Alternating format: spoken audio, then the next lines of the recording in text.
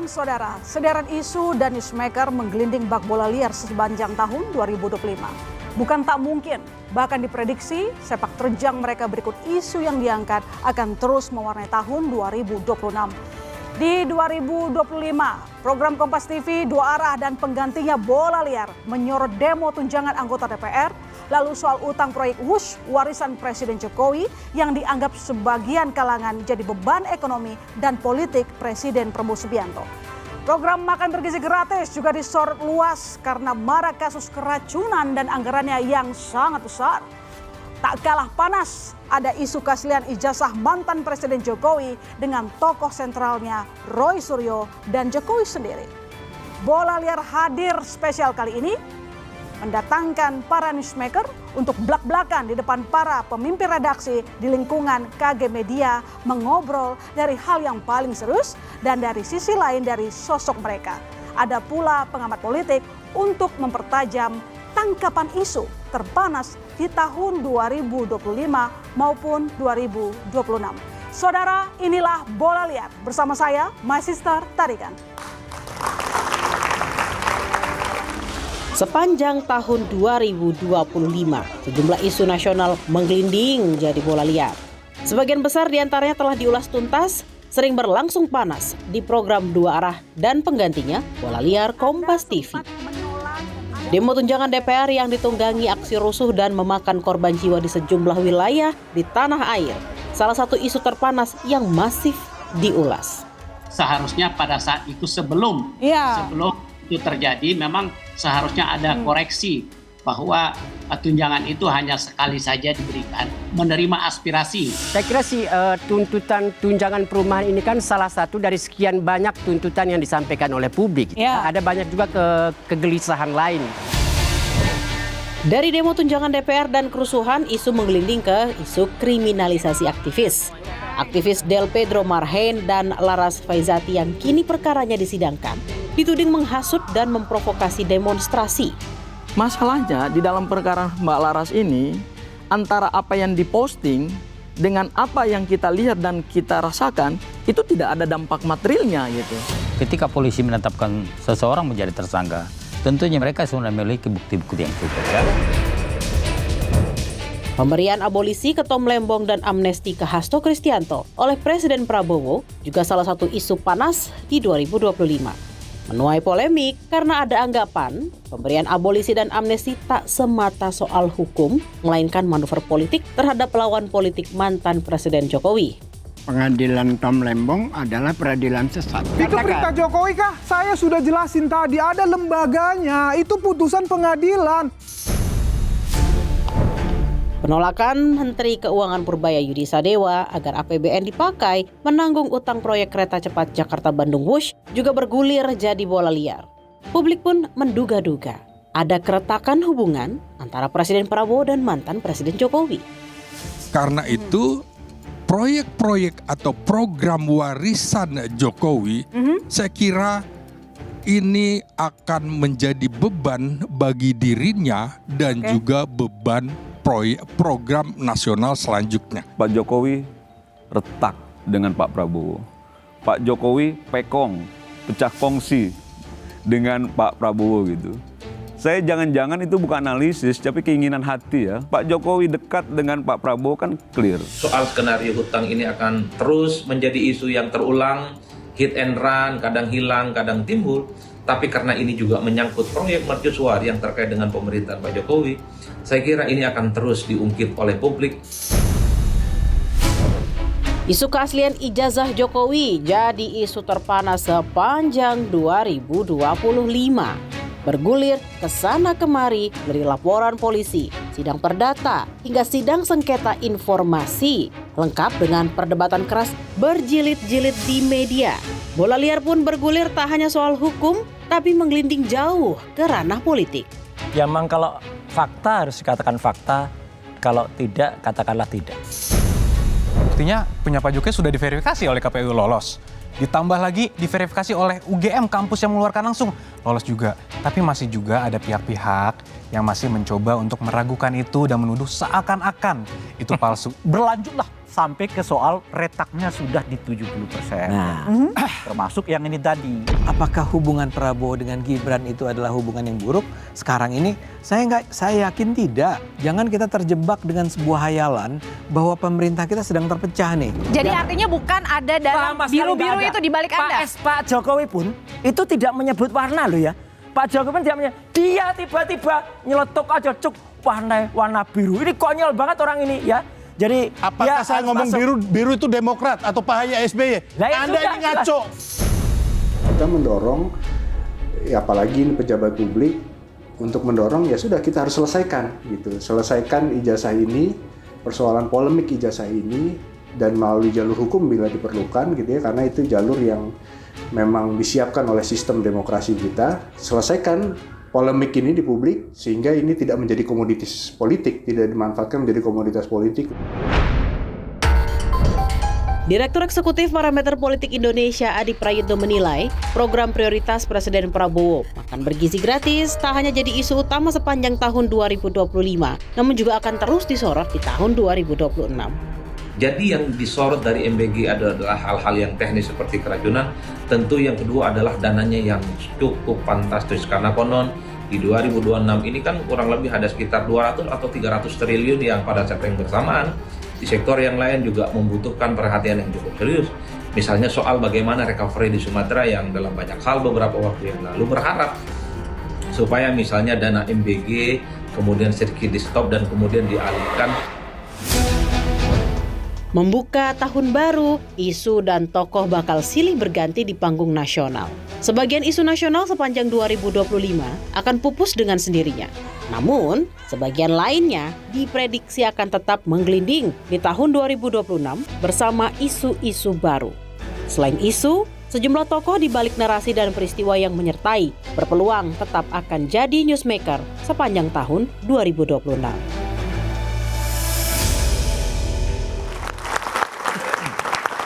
Bola Liar edisi tahun baru tentu dengan narasumber spesial. Saya menyapa Mas Yogi Arif Nugraha, Pemret Kompas TV. Selamat malam Mas Yogi. Salam, Ilona. Mas Amir Sodikin, pemretkompas.com. Selamat malam Mas Amir. Salam, Ilona. Dan Mas Tri Agung Kristanto, Wakil Pemimpin Umum Harian Kompas. Selamat malam Mas Tra. Malam Ilona. Langsung saja kita panggil yang kerap kali jadi perbincangan publik, yaitu Roy Suryo, tersangka tudingan ijazah palsu Jokowi.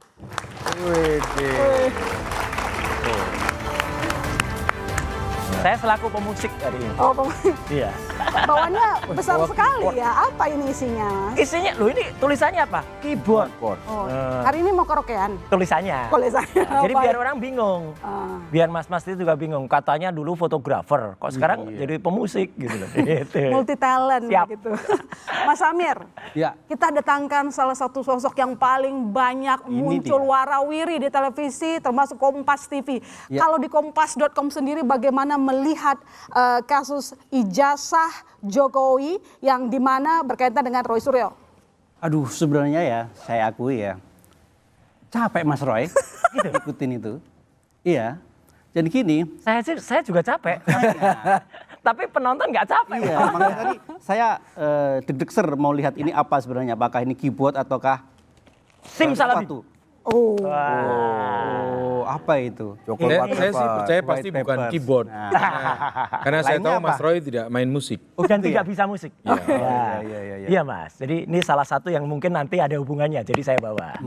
Silakan, terus Mas Amir. Iya, jadi kami sudah enough gitu ya untuk isu kayak gini. Dan harus kami akui bahwa sebelumnya Jokowi itu namanya sayup-sayup. Dan saat yang bersamaan Roy Suryo itu namanya juga sayup-sayup. Tiba-tiba ada isu ini, dua-duanya masuk dalam spotlight pemberitaan. Masuk dalam panggung besar. Nah, kita berandai-andai ini mau dikasih spotlight atau tidak. Karena kalau dikasih spotlight makin besar. Jadi dalam teori politik, komunikasi politik, ada yang namanya teori untuk mengamplifikasi sebuah kasus tuh ya, di oxygen of amplification, oksigen untuk mengamplifikasi. ketika Roy Suryo dikasih spotlight di media massa, itu sebenarnya kita ngasih oksigen kepada Roy Suryo dan kita ngasih oksigen kepada kasus itu. Dan saat yang bersamaan, Roy Suryo sadar betul untuk memanfaatkan media bahwa media akan tertarik dengan isu ini karena terkait dengan nama besar. Kami menyadari itu. Kami ikuti berdasarkan proses yang berjalan secara natural ya. Yang komen-komen kami filter gitu ya, agar ini itu proporsional saja, tidak dilebih-lebihkan. Memang konstruksinya ini sangat mind blowing kalau itu benar yang dituduhkan ya. Saya tidak ingin masuk ke pro atau kontra, tapi saya fokus ke the oxygen of amplification tadi, bahwa Roy Suryo adalah salah satu yang memberi oksigen kepada kasus ini dan memberi panggung kepada Jokowi. Kita beranggapan bahwa Jokowi akan selesai waktu itu ya. Selesai dalam artian tidak masuk dalam arus pemberitaan yang ini ya, luar biasa besarnya. Tapi begitu Roy Suryo dan kawan-kawan masuk dengan isu ini, Jokowi kembali comeback ke panggung politik, masuk dalam spotlight media massa besar dan media massa lokal lainnya.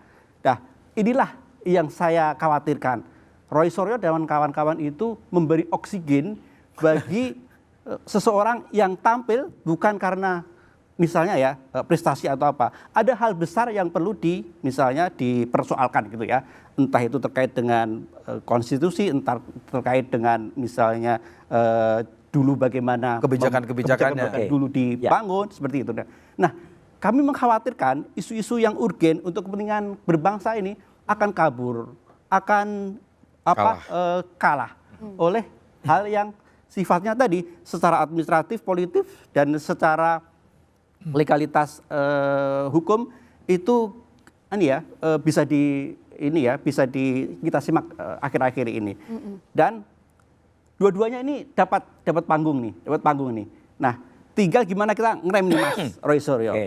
Ngerem agar substansi besar dalam kepentingan kehidupan berbangsa ini ikut terekspos. Misalnya Mas Roy Suryo jadi relawan ke Aceh, itu kita akan dengan sambil bawa karung gitu ya. Yang tulus lah ya. Biar spotlightnya untuk kepentingan berbangsa itu masuk lagi gitu ya. Yang kami khawatirkan itu biar nggak terjadi gitu ya. Jadi saya tidak tahu ini apa, tapi mudah-mudahan ini adalah hobi baru Mas Roy Suryo yang tahun depan dia bisa ngerem dan bisa tahu kapan harus naik panggung dan kapan harus berhenti. Siap. Gitu. Oke, sebelum dijawab sama Mas Roy, atau mungkin yang maksudnya Mas Amir mungkin bergeser isunya lah karena popularitas sudah tinggi, Pak Roy Suryo ini sudah jadi pusat perhatian. Geser dong ke isu-isu yang lebih produktif. Jelas bergeser. Dari isu ijazah Pak Jokowi menjadi isu ijazahnya Gibran. Geser, emang geser sih. Jadi Mas Yogi, kalau tadi Mas Amir bilang Mas Roy ini justru memberikan panggung politik lagi kepada oksigen baru kepada Jokowi. Bagaimana kalau Kompas TV melihatnya? Ya, kalau dari satu sudut pandang saya melihat bahwa tidak ada satupun minimal dari mulai Presiden Megawati, Presiden SBY dan Presiden Jokowi ya, perbandingannya sama-sama 10 tahun lah SBY dan Pak Jokowi. Itu tidak ada yang setelah lengser itu masih tinggi duitnya. Nah ini Pak Jokowi ini masih tinggi banget. Iya betul ya. Jangan-jangan faktornya karena Roy Suryo CS. Jadi kita mesti berhitung ulang ini Pak Roy Suryo sama Pak Jokowi ini berhadapan atau satu gerbong. Gitu kan. Ya. Kenapa? Karena dari perspektif lain jadi muncul bahwa Pak Jokowi jadi ada terus di orbit pemberitaan. Yang berikutnya adalah, nah ini baru begini. Kalau Kompas TV melihatnya begini, ya sudahlah. Kalau memang seperti itu yang terjadi, kita nggak bisa mengkonfirmasi. Tetapi yang kita lihat adalah dari perspektif ini perjalanan hukum aja. Kenapa? Karena ada satu pihak Mas Roy Suryo CS menyampaikan ini palsu, kemudian Pak Jokowi juga merespon dengan melaporkan, ya kan? Dan kemudian berkembanglah menjadi satu proses hukum. Nah, sampai dengan ditetapkannya Mas Suryo sebagai tersangka dan masih bisa senyum-senyum, ketawa-ketawa dan hari malam ini, itu juga satu pertanyaan gitu. Tapi buat kita begini, publik harus diedukasi bahwa biarkan siapa yang mendalilkan dia yang membuktikan, dan konteks yang paling baik di antara kegaduhan, keriuhan ini adalah di pengadilan. Jadi kalau Kompas TV melihatnya itu. Jadi kenapa kita nggak berhenti? Ya kenapa? Karena di kepolisian juga berproses. Kedua belah pihak juga saling berkomentar, saling menyampaikan pendapatnya. Nah, tidak ada jalan lain kecuali ya di pengadilan kita tunggu. Kenapa? Ketika kasusnya Mas Suryo tidak juga dibawa ke pengadilan, itu juga jadi pertanyaan. Ada apa ini? Kok nggak lari ke pengadilan? Di satu sisi dari Solo, Joko Widodo menyampaikan bahwa saya akan menunjukkan di pengadilan. Nah, ketika Mas Roy Suryo selesai gelar perkara dari Polda mengatakan 99% ini palsu. Ya kan? Secara administratif, penerbit ijazah yang namanya Rektor UGM sudah mengatakan ini sah, betul. Gaduh kan, tidak akan pernah ada kesimpulan. Nah, satu-satunya jalan menurut kami di redaksi Kompas TV adalah ya selesaikanlah di pengadilan. Bawa ini ke pengadilan sehingga hakim bisa memutuskan di berbagai level.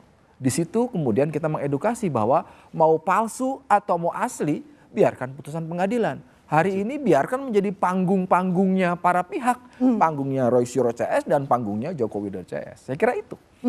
Jadi begitu Mas Roy, kita pun jadi bingung sebenarnya Anda itu lawan atau kawannya seorang Jokowi. Jangan-jangan jadi bagian Pak Jokowi. Jadi kalau di harian Kompas memang sudahlah kita melihat ini sebagai sebuah panggung drama di publik. Ya, kalau dari sisi pemberitaan dan semangat Kompas yang adalah enlightenment, memberikan pencerahan dan kemudian humanisme gitu. Ya sudahlah, kita mendingan menjaga jarak untuk pemberitaan itu, tapi kita mengikuti. Tidak untuk diberitakan, tapi kita mengikuti arah mana gitu. Karena keputusan paling tepat. Karena tidak mau terlibat dalam drama. Dulu mungkin menduga bahwa Mas Roy adalah bagian dari strategi besar tetap menjaga nyala Jokowi. Gitu. Tapi ketika kemudian beralih, kemudian termasuk juga kepada anaknya, Gibran juga dipersoalkan, nampaknya sih enggak sih. Ini dua kutub yang berbeda gitu. Tapi rasanya juga dengan endurance yang cukup kuat begini, pasti Mas Roy dan kawan-kawan tidak sendirian. Oh, ada backingnya maksudnya? Ada backingnya? Nyatanya duduk sendiri di sini. Backing jangan diartikan sebagai bahwa kemudian ada orang kuat dan sebagainya, enggak. Tapi ketika kemudian publik juga memberikan dukungan, itu menjadi backing yang luar biasa. Oke, jadi itu jawabannya tepat. Oh, jawabannya Mas Roy yang jawab. Enggak. Jadi ada dua tadi, Anda sebenarnya teman atau kawannya Jokowi, lalu kedua Anda itu kemana-mana kan udah tersangka masih senyum-senyum nih. Ada backingnya nggak sih? Enggak lah, backing saya masyarakat. Backing saya Allah Subhanahu Wa Taala. Itu aja. Jadi kalau tadi statementnya Mas Yogi, Mas Amir dan juga Mas Terah ya. Nah, itu saya sebenarnya hanya menjalankan apa yang sudah saya tulis di buku ini, Mas. Jadi itu hanya hak konstitusional dan kemudian rakyat dan hak asasi manusia. Berapa halaman, Mas Roy? Ya? Berapa halaman? Ini 701 halaman. Wow. Jadi kalau ada orang viral itu ya. Betul. Itu ya. Jadi kalau tapi menarik loh, ini 701. Berarti 7 tambah 0 tambah 1 8. 8 berarti backingnya Pak Prabowo kan? Bisa aja. Yang satu tuh nyempil dikit. Kalau 700 nanti Jokowi 7. Tapi artinya gini, ketika sebelum saya jawab pertanyaan ketika ada orang mengatakan bahwa buku ini nggak ilmiah, hanya asumsi aja. Coba deh tulis gitu loh. Masa ilmiah juga berangkat dari asumsi kok, Mas. Loh, iya. Berangkat dari kekepoan. Kalau adik-adik ini kepo, boleh nulis. Dan kemudian nulis itu juga bisa gaya populer, juga bisa gaya yang sangat detail kayak Resmond ini, rumus-rumus yang ditulis, ya, program yang ditulis itu bisa. Nah, tapi kemudian yang menarik apa? Kalau soal panggung, sebenarnya nggak sama sekali, Mas. Ini terbentuk dengan sendirinya. Ketika kemudian kita challenge dengan adanya temuan-temuan ilmiah, yang saya lakukan tuh penelitian ilmiah dari ada sebuah orang mengunggah waktu itu tanggal 1 April Dian Sandi. Kemudian kita teliti, oh ini palsu. Ya, kemudian kenapa saya berani pastikan itu palsu dan 99,9% dan kemudian tidak khawatir?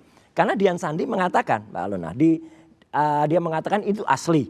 Kemudian sehari berikutnya dia minta izin ke Jokowi kalau itu benar dan Jokowi menjawab, ya itu ijazah saya memang seperti itu. Kan lucu kalau kemudian itu kami dikatakan meneliti yang salah. Wong dia udah ngakuin kok. Setelah itu muncul konferensi pers Mabes Polri tanggal 22 Mei. Yang mana ijazah yang ditampilkan pada saat 22 Mei itu. Keluarin sekarang. Nah, ini dulu ilmiahnya dulu. Nanti Banyak ceritanya ya ininya nanti. ya. Nah, kemudian Sepertinya. kan awal masalahnya sebenarnya, Mas Amir kalau tadi mengatakan, awal masalahnya Jokowi sendiri. Kausa primanya. Ini nggak saya tampilkan hanya di Kompas loh ya. Saya tampilkan langsung di depan bapak-bapak penyidik, di depan gelar perkara. Jadi waktu itu tanggal 2013. Kenapa ini penting bagi Kompas? Karena moderatornya waktu itu Direktur Utama Kompas. Mbak Rosi waktu itu tanggal 26 Juni 2013 di Jogja. Ketika ditanya, Jokowi ditanya, IPK-nya berapa? Ya, Prof Mahfud mengatakan IPK-nya 3,8. Top. Yeah. Kemudian waktu itu ada Buya Safi Ma'arif nggak menjawab, senyum.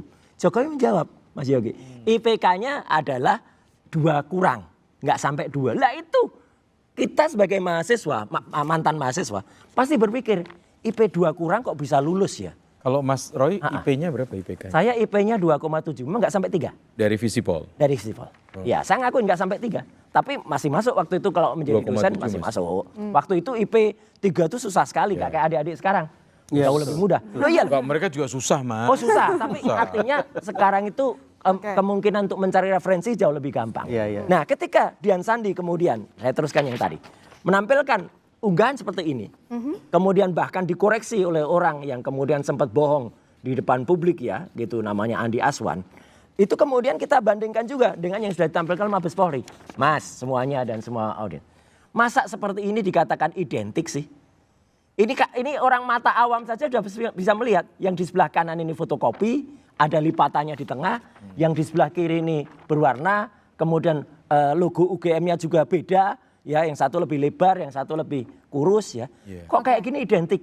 Jadi dengan adanya pertanyaan-pertanyaan ilmiah kayak gitu, Mas Tra, Mas Amir dan juga Mas Yogi, kita kemudian menjawab dalam buku Jokowi's White Paper ini. Itu kemarin awalnya dari situ, Mbak. Gelar perkara khusus kan sebenarnya sudah ditunjukkan ijazah dari Pak Jokowi, tapi Anda masih nggak yakin itu asli. Sangat Nanti tidak yakin. dijawab, boleh lihat kembali, saudara.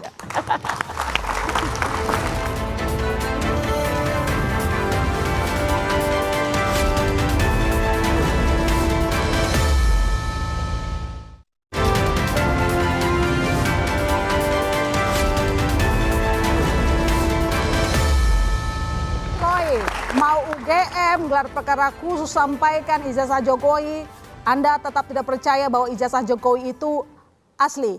Padahal Anda ini bukannya dulu pendukung Jokowi ya? Pendukung tidak, tapi saya memang sempat akan mensukseskan waktu itu disebut program nasional loh ya. Kalau terakhir di-deny kalau itu kan swasta enggak. SMK, ya mobil SMK itu dulu memang cita-citanya jadi mobil nasional. Dan saya sejujurnya saya bilang, kalau itu Jokowi serius mengerjakan itu, dan waktu itu saya bersama Pak Rudi menggarap itu mulai dari Solo, FX Rudi. Itu bisa jadi mobil, karena Indonesia itu butuh mobil sederhana, Mas. Indonesia itu butuh mobil yang pakai karburator, cukup pakai platina. Ya udah, nggak usah malah, dan itu di angka 50 juta, 60 juta aja bisa. Cuman sayangnya ketika kami sudah sampai mengantarkan mobil, yang nyopir SMK tuh aku loh Mbak, sama Pak FX Rudi sampai Jakarta. Kita tunggu sampai uji emisi, dan uji emisinya sempat gagal kami akui, tapi kemudian kita akali katalit konverternya kita beresin selesai, tiba-tiba ditinggal begitu. Nah, saat itulah juga saya menyatakan diri, udah deh kalau ini caranya berarti Jokowi itu hanya numpang SMK untuk kepopuleran dia sampai Jakarta. Saya mundur setelah itu. Dah, jadi nggak anu lagi. Jadi ini ceritanya tuh mirip Mbak, kalau dalam cerita pewayangan. Jadi di sini bukan keyboard ya. Jangan baru jangan-jangan ini. Nanti ada orang mengatakan Mas, Roy Suryo itu aneh-aneh punya wayang, tapi Mas Tra tahulah gitu. Kalau di Jogja silahkan berkunjung ke museum wayang. Saya ada museum wayang di Jogja. Bumi gonjang-ganjing, langit kelap-kelap, koro-koro. Ya, ing carito dicerita. Dahulu sempat ada Petruk yang kemudian menjadi raja. Nah, kisah Petruk jadi ratu ini juga berasal dari Solo. Dari tahun 1930-an. Petruk jadi ratu itu saya kira persis mirip dengan seseorang yang saya nggak tahu siapa. Ya, karena dia namanya Prabu Kantong Bolong. Kantong kirinya ada 17.000 triliun. Kantong kanannya ada 11.000 triliun. Dan bolong bocor kemana-mana. Ada wis bocor, IKN bocor kemana-mana. Sekarang Petruk jadi ratu itu telah berkembang. Kemudian telah berubah menjadi rakyat biasa. Nah, ketika dia menjadi rakyat biasa, truk Kenapa kau masih menyimpan pasukan? Inilah pasukannya Petruk yang banyak sekali sekarang itu. Ya. Nah ini yang namanya relawan para termul. Itu banyak banget ini sekarang. Ini yang bikin repot. Karena biasanya kalau sudah turun, ya itu turun. Nggak usah ada relawan-relawan lagi. Ini yang bikin rusak negara. Karena kemudian apa? Ini namanya Bathara Guru. Bathara Guru. Bathara Guru itu kalau dalam cerita pewayangan itu suhu yang paling tinggi. Bathara Guru saja sekarang banyak profesor-profesor yang mempertanyakan. Terus ijazahmu itu asli apa ora aja nih? Ijazahmu itu bener apa tidak? Dan ketika kemudian kisruh ijazah ini muncullah seorang. Nah ini nggak perlu saya jelaskan siapa dia. Ya. Kanjeng Raden Multimedia Telematika. Jadi ini yang sekarang kalau pada acara Bola Liar Kompas TV diramalkan. Apakah tahun depan 2026 ini masih berhadapan-hadapan?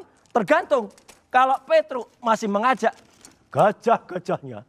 Tahu nggak artinya gajah? Iya. Gajah itu nggak punya ijazah. Ya, jangan dihubungkan dengan partai loh ya, jangan.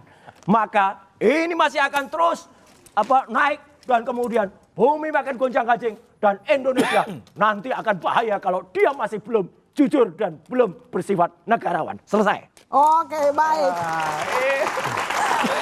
Mas Ra, kasus ijazah Jokowi tampaknya makin panjang, masih panjang. Iya. Saya merasa bahwa tahun 2026 pun mungkin juga belum bisa jadi tidak selesai karena masih ada keinginan-keinginan untuk memperpanjang proses itu. Gitu. Jadi sebenarnya kan ini kasus bisa cepat selesai tuh.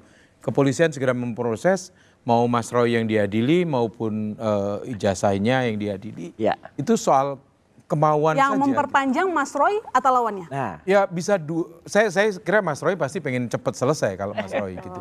Karena kita ngelihat 2 kasus sebelumnya itu kan cepat banget tuh. Ya. Ya kan? Bambang Tri dan Bambang Tri sama Gus Nur. Itu cepat sekali. Tapi kalau ini kok enggak gitu. Karena apa?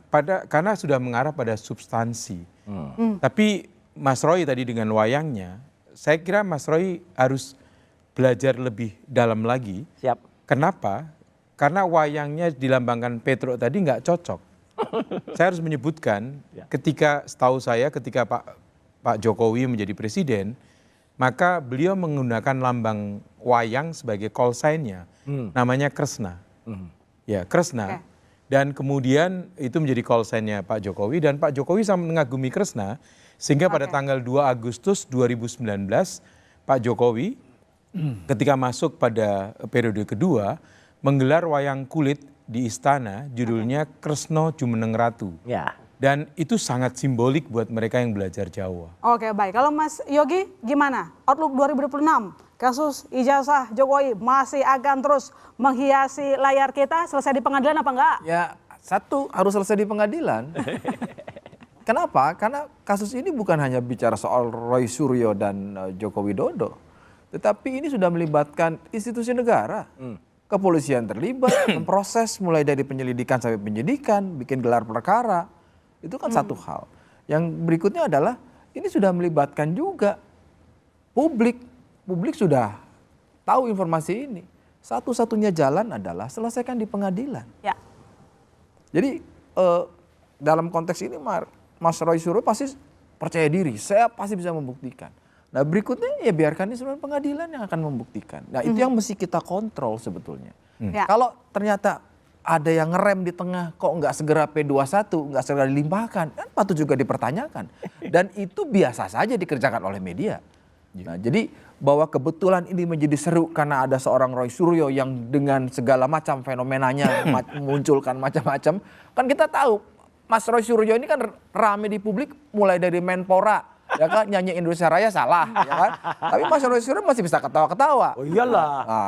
Kalau nggak salah itu Persija sama Persib bentrok. Nah, jadi harus dihentikan. Jadi supaya nggak udah salah. muncul. Nah hari ini ada nama Roy Suryo yang memang kita bertanya 4 tahun mengaku sendiri, tapi terus-terusan melawan. Di satu sisi pernah cerita bahwa di belakang kesuksesan Pak Jokowi di awal-awal sebelum muncul ke panggung nasional, ada seorang Roy Suryo yang mengendarai mobil SMK dari Solo ke Jakarta. Itu kan juga fakta. Makanya tadi saya bilang, jangan-jangan ini memang berkawan. Kenapa? Karena mempertahankan sampai 2029. Mantan presiden masih ada di orbit pemberitaan nasional. Tapi sekali lagi, kalau dari perspektif Kompas TV adalah tetap melihat ini sampai ke hukum. Karena yang dikontrol bukan mereka berdua, tapi juga institusi negara, institusi penegak hukum. Serius atau tidak menangani ini. Jangan-jangan diperpanjang sampai kepentingan 2029. Mas Amir lihat itu juga nggak? Iya, saya menganggapnya lebih dari itu kekhawatiran kami ya. Oke. Kalau kasus ini harus selesai, jadi secara hukum itu ya kita semuanya nggak bisa intervensi. Yang saya khawatirkan adalah 4 tahun nggak selesai-selesai dan orang semua mempertanyakan kewarasan masing-masing. Sebenarnya ijazah Jokowi itu asli atau palsu? Yang tadinya merasa itu asli kemudian kok gitu ya? Kayaknya menarik juga ya ulasannya Roy Suryo gitu ya. Tapi yang paling saya khawatirkan adalah ketika semua orang mempertanyakan semua kebenaran di muka bumi ini, di Indonesia ini sebenarnya tantangan yang sangat susah untuk penguasa atau untuk pemerintah saat ini ya. Karena apa? Semua hal yang dia keluarkan tentang apapun itu akan dipertanyakan oleh netizen atau warga negara Indonesia. Kalau dalam teori politik, kebenaran faktual itu sangat rapuh. Dan kebenaran soal ijazah palsu atau tidak itu adalah kebenaran bersifat faktual, bukan matematis, bukan saintifik, sehingga kebenaran itu lebih rapuh. Nah, ketika kebenaran itu sangat rapuh dan semua orang bisa mempertanyakan, endingnya itu yang paling bahaya adalah merusak saraf sensorik kita untuk bisa membedakan benar dan salah. Dan itu sedang terjadi. Ketika pemerintah berargumentasi bahwa penanganan bencana di Sumatera itu sudah sesuai dengan SOP mereka dan pemerintah sudah berupaya sekeras mungkin, publik itu tidak langsung percaya. Demikian sebaliknya, ketika netizen atau ketika orang-orang berbondong-bondong memberitakan apapun dari lokasi kejadian, orang akan tetap skeptis. Itu benar atau tidak. Sensor kita untuk membedakan benar dan salah itu akan semakin rusak. Itu bahayanya ketika model-model seperti ini mempertanyakan semua hal terkait dengan kebenaran itu terus-terus terjadi. Jadi harus ada yang memfasilitasi kapan ini berhenti, kapan ini selesai, dan kapan kita harus move on dari kasus-kasus yang seperti ini. Dan ada satu institusi yang terlibat di sini. Secara administratif, Rektor UGM menyatakan itu otentik. Dia menyampaikan. Rektor manusia, Mas. Tapi yang namanya, saya mau bilang, kenapa ini menjadi penting dikontrol? Jangan main-main loh. Universitas Gadjah Mada ini bukan kaleng-kaleng loh. Pertaruhan besar. Ya, tapi memang di Gadjah Mada sendiri juga terbagi-bagi. Nah, ya apapun. Dan yang paling penting LISA, sebuah mesin canggih yang namanya Lean Intelligent Service Assistant, kebanggaan UGM yang harusnya di-launch kemarin. Ketika ditanya oleh masyarakat, Joko Widodo lulusan UGM tidak, menjawab tidak. Nah, di antara kita aja udah ada perbedaan. Maka itulah pengadilan yang harus memutuskan. Itulah kenapa Kompas TV mengawal ini. Karena kita ingin sampai ke pengadilan. Harusnya memang harus sampai pengadilan. Betul. Tapi nampaknya, saya sih merasa nampaknya ada pihak-pihak yang juga tidak menginginkan ini sampai pengadilan. Jadi karena itu saya katakan, sampai dengan tahun 2026 saya nggak terlalu yakin akan selesai. Ya, apalagi kalau kemudian itu diteruskan, Mas Tera tadi sudah sampaikan. Kalau anaknya pun, ya ternyata sekolahnya juga nggak benar. Jadi dinasti ini, itu namanya kong kali kong.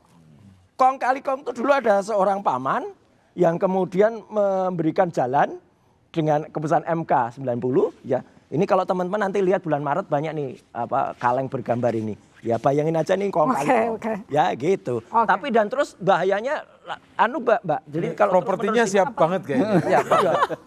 Jadi bahayanya kalau terus kemudian gini ya. Kalau terus kemudian ketika tiba-tiba orang kemudian saling beradu ya. Kemudian saling beradu itu mereka saling menimbulkan perpecahan di antara satu dan lain. Itu bisa jadi nanti memang tidak clear, Mbak. Dan bahayanya, sekali lagi bahaya, itu bisa jadi Indonesia akan terbakar, Pak. Wah, ini. Jangan dong, kalau bisa jangan. Kalau Indonesia terbakar, makanya jangan. Lebih baik jadi bunga. Terima kasih. Kita tunggu hasil pengadilan biar tidak berlarut-larut. Terima kasih Mas Roy. Terima kasih. Pada hadir dan terima kasih bunganya. Pasti berlarut-larut. Jangan sampai.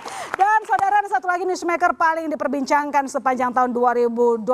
Dia menjalankan program prioritas Presiden Prabowo Subianto. Siapa dia? Sang newsmaker bicara dari A sampai Z. Sesaat lagi tetap di Bola Liar.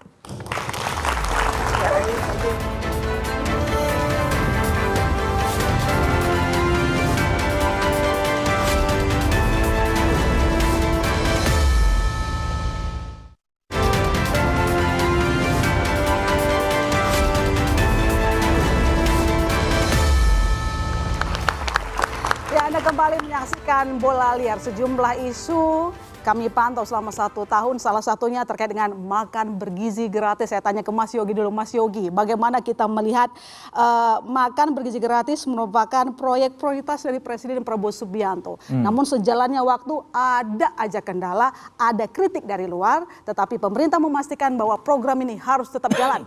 Ya, makan bergizi gratis itu kan dari sisi media ya, jadi idola pemberitaan lah. Tentu banyak faktor. Dasarnya adalah pertama ini program pemerintah di saat Presiden Prabowo pertama kali dilantik sebagai presiden. Pasti akan jadi perhatian. Yang kedua, kemudian semua ruang redaksi termasuk Kompas TV melihat bahwa program ini kira-kira implementasinya seperti apa. Karena bagi kami niat baik saja tidak cukup. Ya. Jadi bagaimana tata kelola, bagaimana implementasinya juga harus clear. Kenapa? Karena satu, ini menggunakan anggaran negara. Ya. Kedua, perlibatan publik dan partisipasi masyarakat harus muncul. Nah, yang berikutnya adalah jauh-jauh hari kami sudah memantau bahwa program ini tidak hanya bicara soal meningkatkan sumber daya manusia dari sisi gizi, tidak hanya mencegah stunting, tetapi juga ada efek ekonominya, ada efek pemberdayaan UMKM. Di situ kita bicara soal rantai pasok dan sebagainya. Poin-poin ini yang kita lihat. Tentu di awal kita sangat menyambut positif, karena memang harus diakui bahwa dalam konteks pemenuhan gizi dan masa depan SDM di Indonesia, kita melihat banyak kekurangan. Ya. Karena itu ketika program ini pertama kali diluncurkan, kita sambut baik. Paling tidak kita melakukan breaking news sepanjang hari ketika program ini di-launching di tanggal 2 Januari 2025. Nah, tapi bukan kemudian meniadakan bagaimana kerja-kerja jurnalistik di lapangan ketika ada hal yang menyangkut dengan keamanan pangan yang kita sebut dengan keracunan, pasti kita ekspos. Untuk apa tujuannya? Tujuannya adalah untuk menyampaikan informasi kepada pemerintah bahwa itu tadi, niat baik saja tidak cukup. Sehingga harus disampaikan apa yang terjadi di lapangan. Agar apa? Agar ada perbaikan, agar ada koreksi. Jadi kita melihatnya ini program bagus, iya, tetapi implementasinya kan juga harus dikontrol. Dan dalam hal ini, pemerintah harusnya menempatkan media dalam konteks kerja-kerja profesional jurnalistik itu sebagai bagian dari upaya untuk mengontrol. Karena saya yakin siapapun inisiator dari program ini pasti ingin ujungnya baik. Ya. Begitu. Ya, tidak cukup niat baik, tapi tentu transparansi yang kita butuhkan. Kita langsung undang newsmaker pada malam hari ini, ada Pak Dadan Hindayana, Kepala Badan Gizi Nasional. Mantap.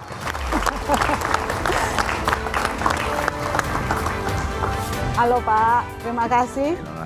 Selamat datang, silakan duduk di kursi panas. Berhadapan dengan pimpinan KG Media. Pak Dadan, tadi sudah mendengarkan apa kata Mas Yogi bahwa MBG program yang bagus, niat mulia saja tidak cukup Pak. Kita butuh transparansi di lapangan. Bagaimana Anda menjelaskan itu kepada media dan juga masyarakat?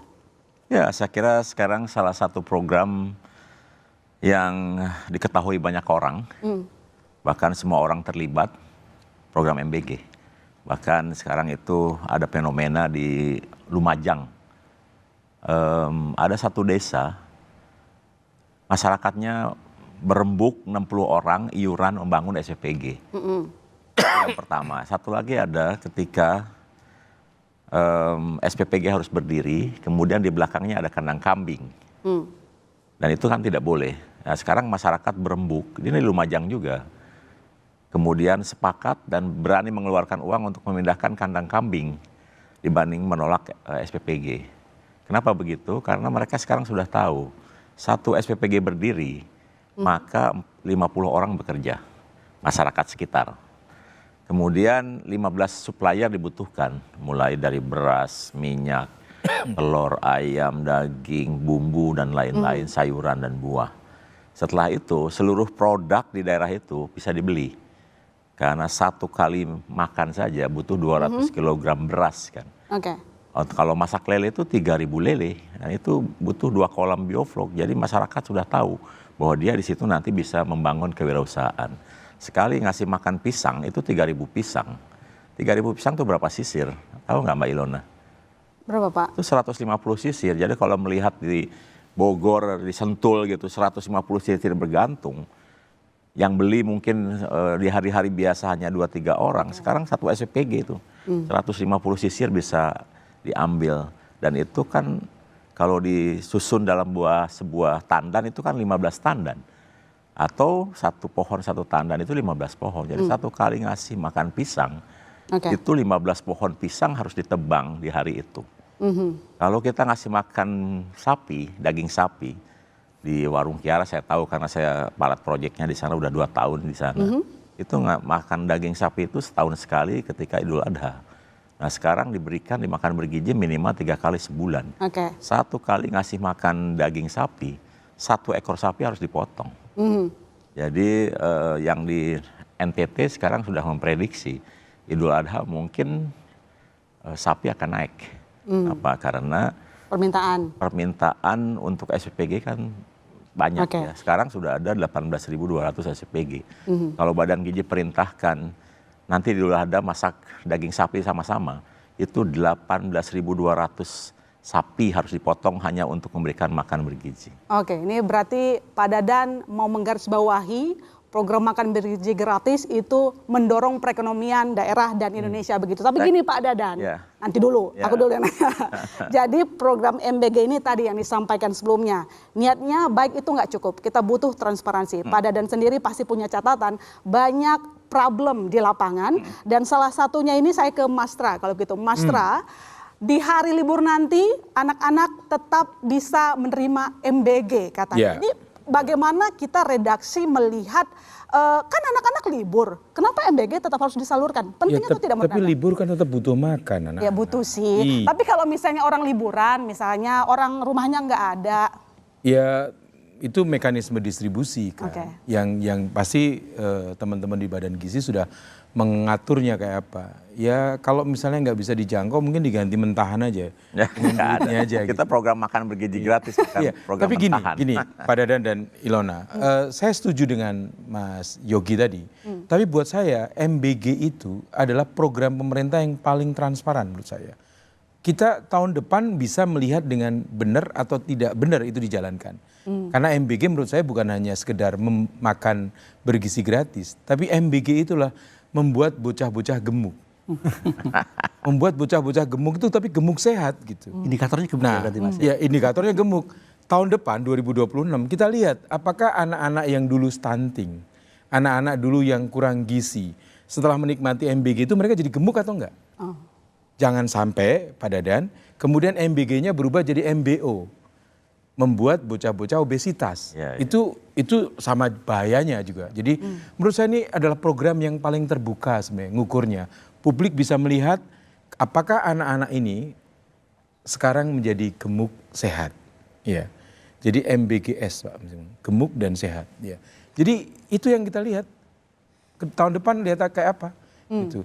Rasanya setahun, pengalaman saya sih, setahun saya bisa naik 5 kilo.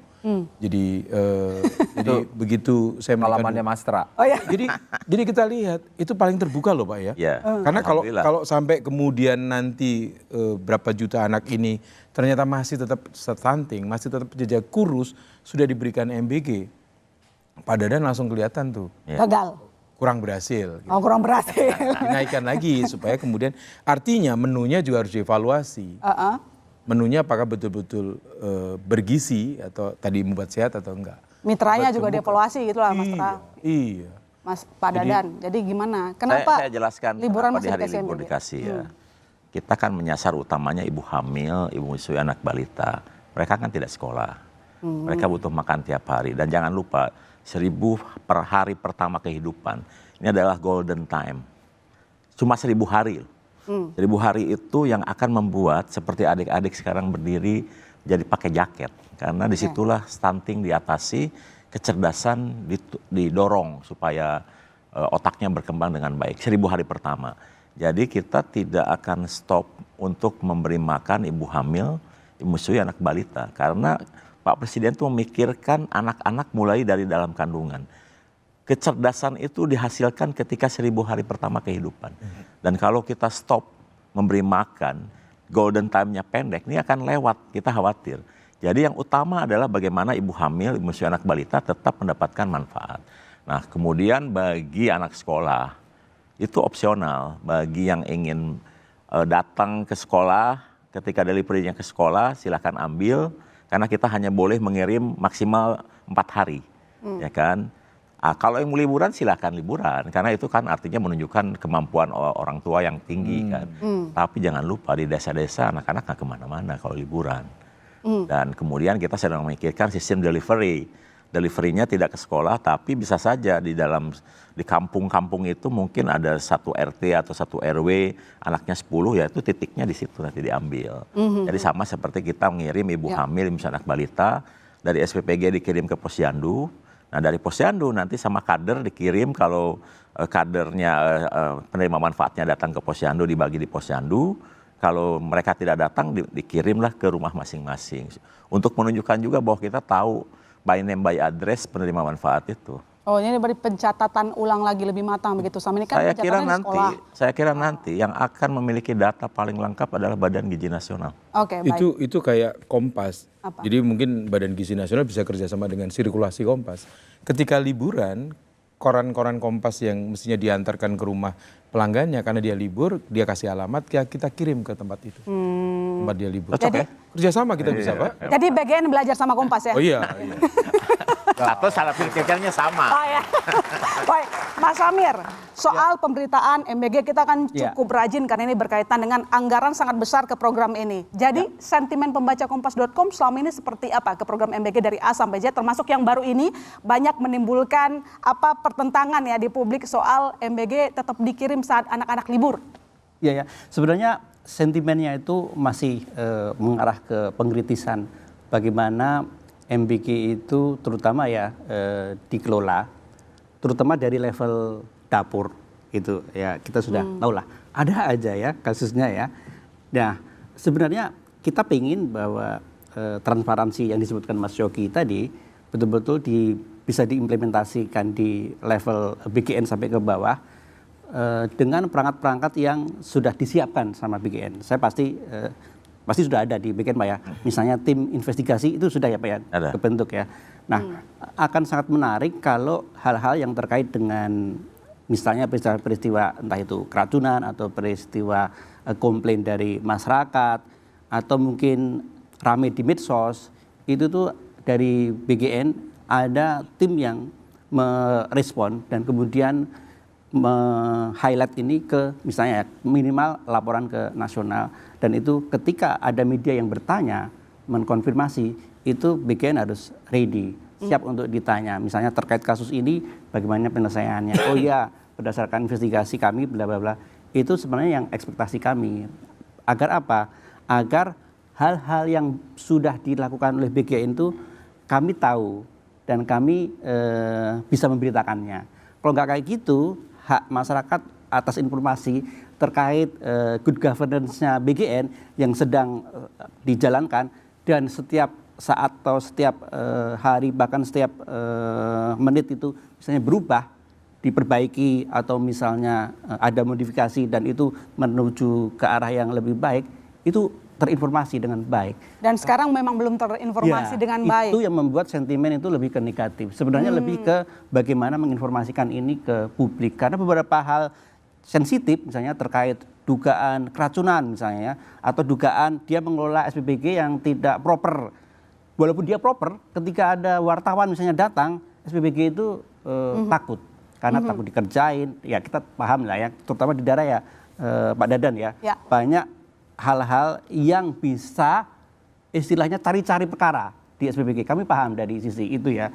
Cuma bagaimana ya ketika pekerja pers itu mau mengkonfirmasi hal-hal yang terkait dengan desas-desus, rumor di media sosial bahwa SPBG ini bla bla bla bla, itu bisa terfasilitasi dengan baik dan terlindungi. Terlindungi keduanya. Wartawannya terlindungi, terus SPBG-nya terlindungi atas fitnah-fitnah yang kemungkinan misalnya diciptakan oleh pihak-pihak atau orang yang tidak bertanggung jawab. Kita paham lah ya, di daerah itu ada juga yang menyamar sebagai wartawan gitu ya, gadungan atau apa gitu. Kemudian mengancam SPBG-nya dengan motif tertentu. Atau bahkan dia dimanfaatkan, yang mengaku wartawan ini, dimanfaatkan oleh pihak tertentu lah. Kompetitor yang misalnya dia mau menggusur SPBG ini untuk membuat SPBG baru. Itu juga kami sadar itu bisa terjadi. Makanya kami perlu difasilitasi juga nih untuk hal-hal yang terkait verifikasi ini. Makin transparan itu akan semakin bagus buat citranya BGN dan program dan BGN. Saya memang sejak awal sudah menyadari bahwa di awal-awal pasti akan banyak terjadi ini ya, quote-unquote keribetan. Ya. Karena itu masih berproses. Tetapi kita harus bisa memperbaiki nih tahun depan 2026 itu harus jauh lebih baik, jauh lebih transparan, jauh lebih informatif dan jauh lebih familiar kepada misalnya wartawan, media massa yang kredibel. Tuh, Pak Dadan memang harus komunikasinya itu tolonglah dilancarkan dikit.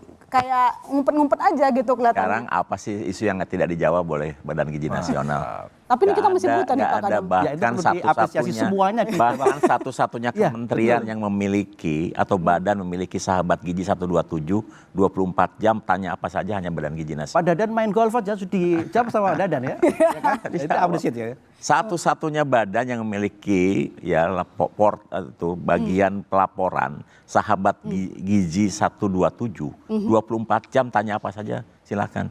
Coba kalau nggak percaya telepon sekarang pasti dijawab. Tidak ada isu di Badan Gizi Nasional yang dibiarkan, pasti dijawab. Tidak ada isu di Badan Gizi Nasional yang tidak diselesaikan.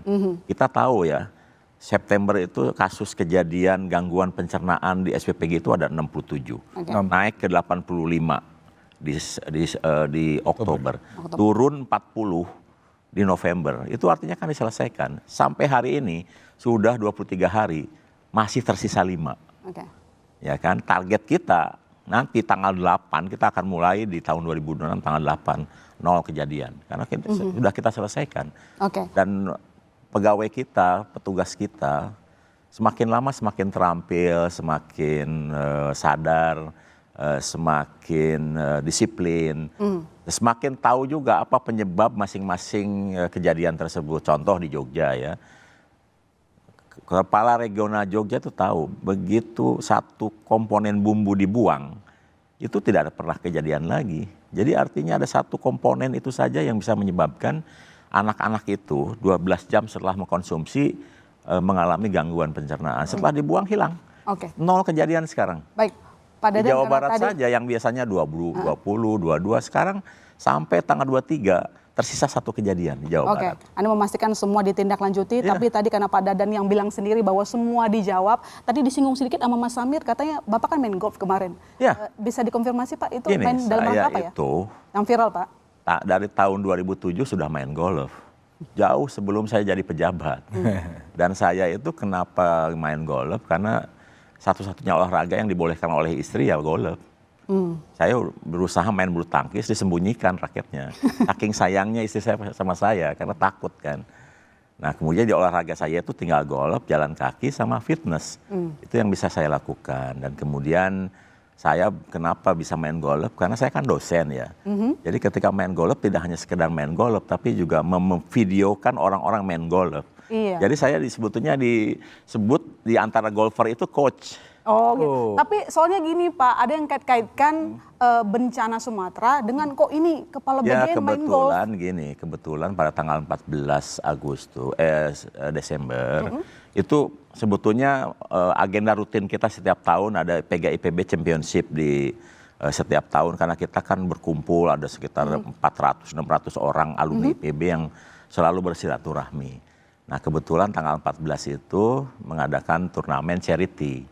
Ya untuk menggalang dana beasiswa bagi kan sekarang banyak nih yang di Aceh sedang kehilangan rumah, kemudian properti. Orang tuanya kan tidak mampu lagi kirim uang ke IPB. Nah, mereka yang kuliah di IPB kan harus kita handle. Ya.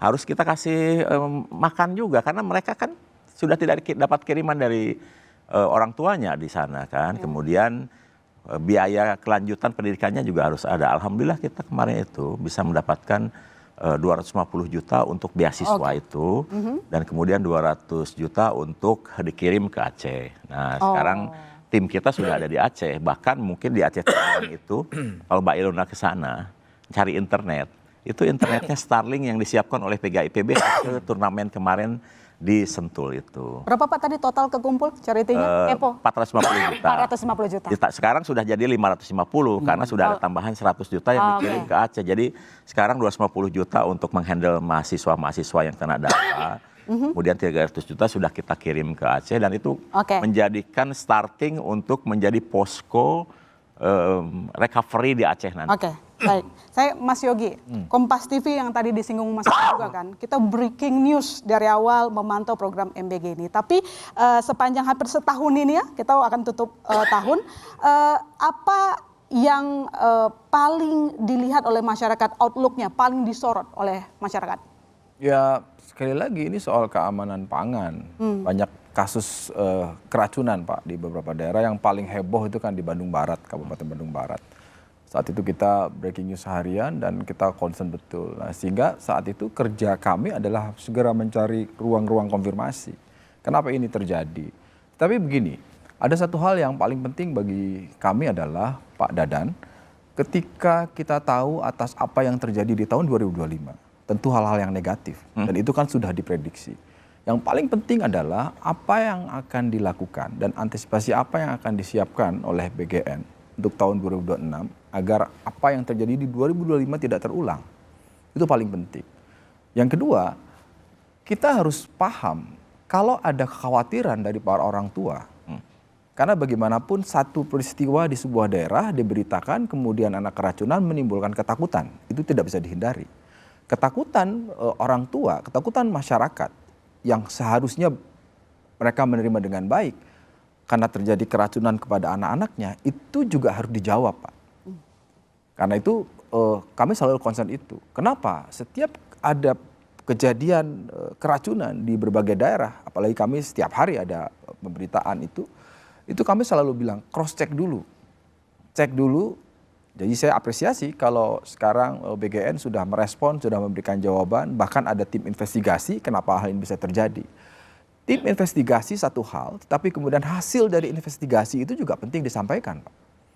Sehingga saya membayangkan, menarik juga ya, dari target 18.000 SPPG, 2026 akan tambah berapa? 25.000 ya Pak kira-kira SPPG. Kan kemudian pertanyaannya adalah bagaimana ya BGN ini mengelola ini. Kita tahulah kompleksitasnya.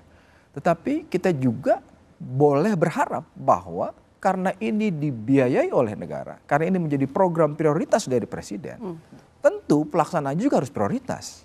Eksekusinya harus prioritas. Sehingga tolong dipahami jika publik itu sedikit agak sensitif, bahkan sensitif ketika ada hal-hal yang keracunan. Dan tidak bisa dijawab dengan bahasa bahwa dari 20.000 keracunan satu masih diramein. Bukan itu isunya Pak, karena kami ingin kesuksesan ini utuh gitu. Nah karena itu tadi saya mengapresiasi. Yang kedua, hal-hal yang tadi sudah disampaikan, sudah dikerjakan boleh disampaikan ke publik. Saya kira itu melengkapi apa yang sudah dikerjakan oleh Pak Dadan dan kawan-kawan di BGN.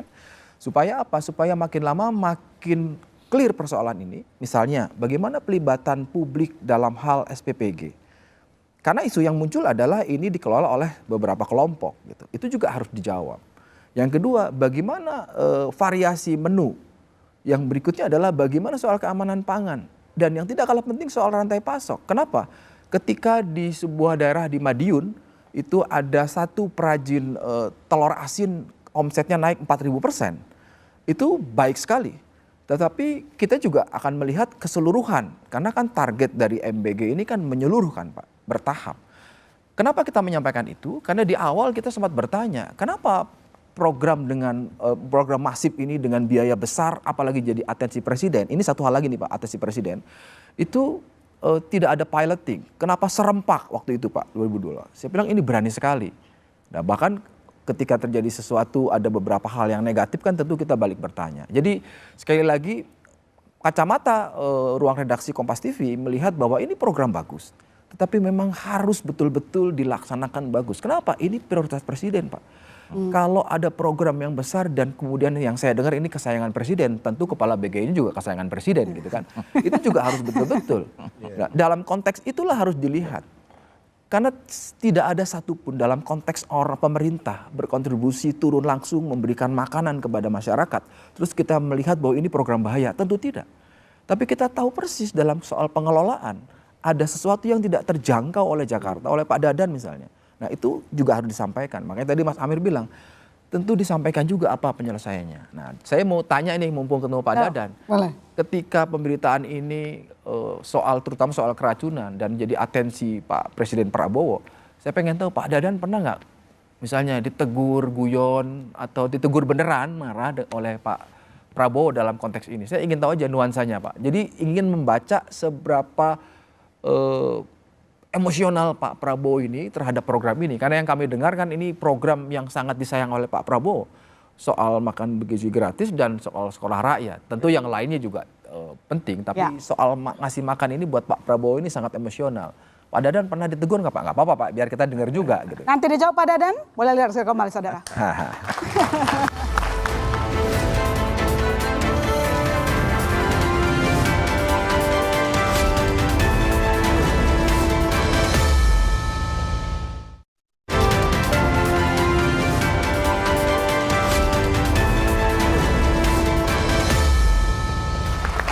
Kembali menyaksikan Bola Liar. Pak Dadan, penyelenggaraan program MBG ini menemukan sejumlah masalah. Tadi disebutkan salah satunya ada anak-anak jadi korban keracunan menu MBG. Dari sekian banyak, nggak cuma sekali dua kali loh Pak Dadan, dan Pak Dadan pasti lebih punya datanya. Nah pertanyaannya, pernah nggak sih Pak Dadan dipanggil Presiden ditegur terkait dengan pelaksanaan MBG seperti disampaikan tadi pertanyaan Mas Yogi? Ya, Pak Presiden itu isu apa saja yang up to date itu langsung tahu. Ya, memahami. Dan pertama kali ketika kejadian di Cianjur, kemudian di Bandung yang waktu itu agak serempak lah, itu bulan-bulan September, saya ditelepon oleh Pak Presiden dan beliau menanyakan apa yang terjadi dengan anak-anak penerima manfaat. Kemudian saya jelaskan, kebetulan waktu Cianjur itu pas kejadian saya kan datang langsung ke tempat kejadian ya. Dan ada anak yang dirawat, kalau nggak salah waktu itu ada 5 orang. Nah setelah pulang dari Cianjur saya ditelepon Pak Presiden itu. Kemudian beliau bertanya penyebabnya apa, kemudian berapa banyak yang mengalami kejadian, dan kemudian berapa yang dirawat. Nah Pak Presiden kemudian memahami bahwa itu bisa terjadi. Jadi beliau selalu melihatnya, terus langkah berikutnya apa. Itu yang paling penting. Nah kemudian ketika beliau ke luar negeri hampir 2 minggu ya, ketika bicara di depan sidang umum Perserikatan Bangsa-Bangsa, kan kejadiannya sedang masif-masifnya karena itu kan bulan Oktober tuh, ya kan. Saya dari luar negeri sudah di WA oleh Pak Seskap. Ini apa yang terjadi? Ya, karena pasti Presiden bertanya juga kan, cuma mungkin waktu itu beliau masih konsentrasi untuk berbicara di depan sidang umum. Nah ketika kembali ke tanah air kan beliau mendarat pukul 3 ya, 3 sore. Nah kemudian jam 6:30 tuh di hari yang sama tanggal 27 September, saya ingat tuh tanggal 27 September, saya diundang ke Kartanegara untuk membicarakan terkait dengan data apa penyebab terjadi gangguan-gangguan kesehatan pada anak-anak. Dan disitulah saya menyampaikan berbagai hal dan beliau kemudian mengeluarkan 5 instruksi kan. Pertama adalah mengeluarkan instruksi untuk menurunkan jumlah penerima manfaat. Kemudian yang kedua juga harus menggunakan juru masak profesional. Kemudian yang ketiga menggunakan alat sterilisasi food tray agar si food tray yang digunakan berulang-ulang itu higienis, dan itu menjadi perintah kan. Dan kemudian kita wajibkan ke semua SPPG. Dan kemudian ditambah dengan kewajiban menggunakan rapid test. Alat uji untuk alat menguji bahan baku dan sekaligus juga hasil olahannya. Itu yang sebetulnya sudah dilakukan di semua SPPG Polri dan sekarang sudah merata di setiap SPPG dan kita bisa ngecek kualitas bahan baku makanan. Nah kemudian yang terakhir kita tahu bahwa kualitas air dari satu daerah ke daerah lain itu berbeda. Termasuk salah satu penyebab yang banyak menyebabkan kejadian di Bandung Barat kan diantaranya kualitas air. Makanya sekarang kita wajibkan seluruh SPPG menggunakan air yang bersertifikat. Artinya air dalam kemasan atau air yang isi ulang dengan alat-alat yang sudah teruji sterilisasinya. Dan itu menurunkan tingkat kejadian dan sekarang kan 23 hari di Desember menyisakan 5. Jadi kami optimis di Januari ini kita bisa genjot dengan sebaik-baiknya karena paralel dengan itu kita sedang melakukan sertifikasi HACCP ya. Hajat Analisis Critical Control Point yang sekaligus juga untuk mengklasifikasi SPPG. Jadi nanti kita akan keluarkan semacam akreditasi di perguruan tinggi. Ada yang SPPG yang kelas unggul, kemudian SPPG kelas sangat baik dan SPPG baik. Ini sama, saya nggak tahu nih yang di sini akreditasinya apa nih yang hadir. Nah itu nanti yang akan kita hasilkan. Nah itu kita sudah lakukan sekarang untuk 3.000 SPPG. Bahkan SPPG yang baik, yang dibangun dengan sangat standar aja masih dinilai agak ada yang kurang. Karena dengan sertifikasi seperti itu, mobil pengantaran pun harusnya pakai chiller. Seperti itu. Pak Dadan, ini kabar yang kami terima, Pak Dadan ini merupakan salah satu orang yang punya akses langsung ke Presiden Prabowo Subianto. Cuma sedikit yang bisa mencapai pintu itu. Saya mau tanya sih, awal mula Bapak dipilih jadi kepala bagian apa sih? Bapak kan ahli serangga ya background? Ya betul. Nah ini sekaligus menjawab Pak Yogi nih. Katanya kan tadi program besar yang tanpa piloting. Nah ini saya jelaskan. Kenapa Pak Presiden milih saya? Itu salah satunya karena pilot project. Jadi Pak Presiden itu kalau punya tujuan dan tugas, itu pasti tidak akan pernah menugaskan satu orang. Jadi saya ingat di Desember 2023, di dalam satu rapat untuk menyusun program itu, beliau bilang begini, kita kayaknya harus membuat pilot project. Kemudian saya dari 1 dari 6 yang hadir di situ karena yang 6 orang kan yang menyusun visi misi itu 2023 berarti Pak Prabowo belum jadi presiden? Belum, jauh sebelum ini resmi. Rapat di partai ya? Bukan, rapat di tim. Tim untuk menyusun visi misi. Ya, dan yang menyusun visi misi kan semuanya teknokrat, tidak ada orang partai. Kemudian di Desember 2023 tuh beliau mengatakan begini, kita kayaknya harus membuat pilot project. Untuk makan bergizi itu kayak seperti apa gitu. Nah dari 1 dari 6 yang tim pakar itu saya menyampaikan, Pak boleh nggak saya dapat 1? Boleh gitu. Jadi akhirnya Desember 2023 saya dapat uang tuh dari Pak Presiden untuk membangun. Belum presiden? Belum Pak, calon aja belum, calon resmi aja belum. Nggak, dapat uang dari presiden harus diluruskan. Belum presiden. Belum. Dapat uang dari Pak Prabowo. Dapat uang dari Pak Prabowo calon presiden. Yang masih Menhan, tapi sebagai pribadi. Ya, untuk membangun pilot project. Nah ternyata Pak Prabowo waktu itu tidak menugaskan saya saja, menugaskan orang lain juga. Jadi kita adu konsep Pak. Oh di kontes ceritanya Kontes. Nah kemudian dari setiap kali pelaksanaan makanya adalah pilot project yang mulai dilakukan tanggal 2 Januari 2024 di Warung Kiara di Sukabumi. Sampai sekarang masih jalan. Jadi yang di sana itu sekarang hampir sudah 2 tahun Pak. Dan itu belum pernah mengalami kejadian sekalipun. Padahal yang dilayaninya lebih banyak dari yang rata-rata. Nah dari lebih dari 4 orang yang melakukan uji coba terhadap program makan bergizi, kelihatannya Pak Presiden lebih senang dengan konsep yang saya ajukan. Karena yang saya ajukan itu adalah membangun ekosistem. Jadi saya berpikir kalau uang besar, kemudian hanya mengejar satu target pemenuhan gizi, ini sayang. Karena ini akan membangun satu ekosistem besar. Setiap kali kita memberikan makan kepada anak-anak, kita akan membutuhkan bahan baku yang cukup besar. Nah ini kalau hanya begitu saja lewat gitu sayang. Makanya kita bangun ekosistem. Di mana ekosistem itu kita bentuk dalam satuan pelayanan pemenuhan gizi, kemudian membuat satu sistem semi industri untuk tempat pembuatan makanan tersebut, dilengkapi dengan ahli gizi, dilengkapi dengan akuntan, dilengkapi dengan KSPPG. Itu adalah konsep yang sudah dibuat tahun 2023. Dan itu yang kemudian Pak Presiden melihat, meskipun di situ baru satu, tapi kita selalu lapor tuh. Jadi kita sudah tahu berapa hari pelayanan, berapa jumlah tenaga kerja yang dibutuhkan, berapa peralatan yang dibutuhkan, berapa uang yang dibutuhkan setiap bulan. Dan itu datang dari pilot project, Pak. Jadi yang sekarang ada 18.200, seluruh peralatannya ngikutin apa yang ada di Warung Kiara.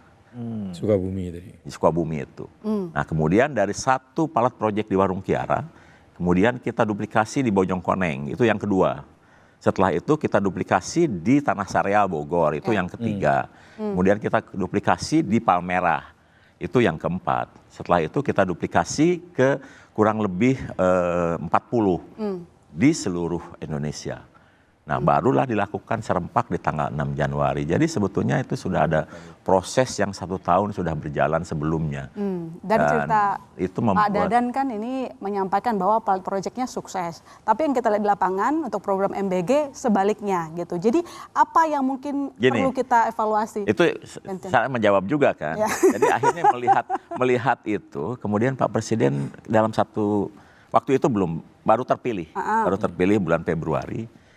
Kemudian kita kayaknya harus membangun satu badan baru. Saya tidak ingin kerjaan ini dikasihkan ke kementerian. Jadi harus badan baru yang bisa mendrive dari pusat sampai daerah. Akhirnya diputuskanlah Badan Gizi Nasional. Nah ketika di rapat itu kemudian beliau kata gini, siapa yang bisa memimpin Badan Gizi ini? Sambil lihat-lihat gini. Kemudian tiba-tiba, berani nggak? Gitu. Saat itu ya. Saya kaget juga kan, karena saya tidak pernah punya cita-cita jadi pejabat. Saya kan dosen, saya inginnya itu tetap jadi tim pakar ya, mungkin jadi komisaris lah di mana gitu, cukup lah untuk seorang dosen. Ketika ditanya begitu saya kaget dan kemudian saya jawab, Pak kalau saya diminta, insya Allah saya laksanakan, cuma gitu aja. Tapi menurut Bapak kenapa? Cuma screening lewat mata, kemudian ya mungkin karena sepanjang saya berinteraksi, kan saya mulai berinteraksi dengan beliau intensif dari Juni 2023. Hampir seminggu 3 kali 4 kali berdiskusi terkait berbagai hal kan. Mungkin selama itu beliau melihat dan bagaimana konsistensi saya mengembangkan. Oke, cailah, baik. Dengan tepuk tangan ya kepada Dadan. Saya kan tidak tahu ya. Oke, tapi tetap pertanyaan saya tadi tetap saya tanyakan lagi ke Mas Tra. Memang proyeknya oke, berjalan kalau disampaikan oleh Pak Dadan kan sukses begitu sampai dipilih oleh Presiden Prabowo Subianto sebagai Kepala BGN. Tapi dari kacamata kita, catatan media, apa yang perlu kita evaluasi? Karena sekali lagi tadi kan kita sepakat bahwa ini program kesayangan Presiden. Maunya jangan gagal, soalnya anggarannya gede banget. Bahkan sambil motong anggaran pendidikan loh Mas Tra. Ya, di satu sisi memang harus diakui Ilona, Pak Dadan dan teman-teman, di kalangan media dan di masyarakat kita masih juga berkembang cara pikir media yang lama. Bad news is a good news. Nah, itu masih terjadi. Sehingga kemudian ya kita harus mendidik juga untuk media kita bahwa tidak selalu bad news itu is good news. Good news is good news juga bisa terjadi. Dan dalam kode etik jurnalistik sudah dijelaskan yang namanya keberimbangan kan. Nah itu yang fungsi membuat keberimbangan itu yang menjadi tanggung jawab Pak Dadan dengan jaringannya sekarang. Sehingga apapun yang terjadi dan saya percaya kalau teman-teman di Kompas TV, Kompas.com, di grup Kompas Gramedia selalu mencoba keberimbangan itu. Ya, selalu. Tapi di Indonesia ini jumlah media banyak sekali. Itu sehingga kemudian ditambah lagi dengan ada media-media perorangan, kemudian ditambah media sosial, sehingga kemudian dengungannya itu menjadi sangat luar biasa. Nah tantangan terberat buat Pak Badan Gizi, Pak Dadan dan jaringannya adalah mencoba menjadi seperti yang dikatakan Kompas TV, penjernih informasi. Nah media harus kemudian juga menempatkan diri, dia sedang tidak mencari sesuatu yang salah, tapi media juga harus membantu untuk memberikan solusi. Nah, ini menjadi pekerjaan berat kita bersama gitu. Sehingga ya tadi Mas Yogi mengingatkan, Mas Amir mengingatkan, saya juga sebenarnya mengingatkan Badan Gizi untuk lebih terbuka dan saya kira punya standar bagaimana menghadapi media khususnya. Dan juga sebaiknya juga punya catatan-catatan tentang media gitu. Sehingga kemudian apa sih kebutuhan media? Kebutuhan media hari ini kan kebutuhan informasi yang berimbang, kebutuhan informasi yang cepat gitu, terbuka gitu. Dari itu yang harus kemudian dilakukan oleh Badan Gizi sekarang, Pak Dadan sekarang gitu. Jadi tetapi jangan tempatkan media sebagai musuh. Ya. Ya. Kalau media itu memberitakan satu sisi yang mungkin terasa kurang baik gitu, itu adalah bagian dari kontrol publik. Ya. Itu karena seperti juga Presiden Prabowo yang sayang sama Pak Dadan, media juga sayang sama Pak Dadan gitu. Kami ingin Pak Dadan tidak gagal gitu. Kami ingin Pak Dadan membuat bocah-bocah ini gemuk, sehat gitu. Bahkan MBG menjadi membuat bocah-bocah gemilang masa depannya gitu. Jadi itu karena program yang Pak Dadan jalankan itu MBG, bukan MBK, membuat bocah-bocah keracunan. Jadi itu yang harus diingat betul dan disampaikan pada seluruh jajarannya, kita programnya MBG loh ya, bukan MBK gitu. Ya, sehingga kelihatan bercanda, tetapi itu akan masuk pada ranah kesadaran semua orang bahwa kita sedang menjalankan MBG. Membuat bocah-bocah Indonesia gemuk, sehat, membuat bocah-bocah Indonesia punya masa depan yang gemilang gitu. Jadi itu. Dan kalau ada SPPG yang gagal dan tadi yang diceritakan Pak Dadan, itu menurut saya karena dia BAD ya, BAD, bukan asuhan Dadan. Ada aja. Iya, karena itu Pak Dadan harus lebih turun lapangan lagi supaya semua SPPG itu seperti yang program pilot yang tadi itu menjadi betul-betul asuhan Dadan dan mereka berjalan dengan benar. Oke, sebelum dijawab sama Pak Dadan, saya ke Mas Yogi. Mas Yogi, dengan fakta di lapangan, sekali lagi Pak Dadan kami selalu berimbang loh ya. Ada ahli kami undang, pengamat kami undang. Jadi nggak pernah kami cuma cover satu berita. Jadi biar kita tetap sahabatan. Makanya Pak Dadan hari ini hadir kan. Saya ke Mas Yogi. Mas Yogi, meski tadi di fakta lapangan ada kasus keracunan nggak sekali dua kali ya. Tapi ternyata yang kita lihat anggaran untuk MBG ini kan naik di tahun 2026. Meski di tahun ini di refund 70 triliun karena ternyata tidak terpakai kan. 70 triliun yang tidak digunakan. Tidak terserap. Baik, saya koreksi tidak digunakan. Jadi supaya uang yang keluar dari kantong negara ini efektif, apa yang harus dilakukan, apa yang harus dipertanggungjawabkan? Karena sampai sekarang sentimen negatif masih luas terkait dengan MBG ini. Mas Yogi. Ya, kalau bicara soal anggaran dari awal itu salah satu faktor yang membuat tanda kutip ramai jadi sorotan soal MBG ini. Kenapa? Karena kebijakan fiskalnya memang sangat luar biasa diberikan itu. Meskipun di tengah-tengah ada Pak Purbaya baru dilantik langsung disorot. Kalau ini saya akan tarik lagi. Meskipun tidak hanya kepada BGN. Satu. Yang kedua, tentu ada banyak sekali persepsi bahwa bagaimana ini bisa sangat dispesialkan soal anggarannya. Karena dianggap memotong pos lain, ada dan sebagainya, ada Kementerian Pendidikan dan sebagainya. Itu jadi diskusi ruang publik dan itu tidak bisa dihindari Pak Dadan. Itu pasti akan muncul.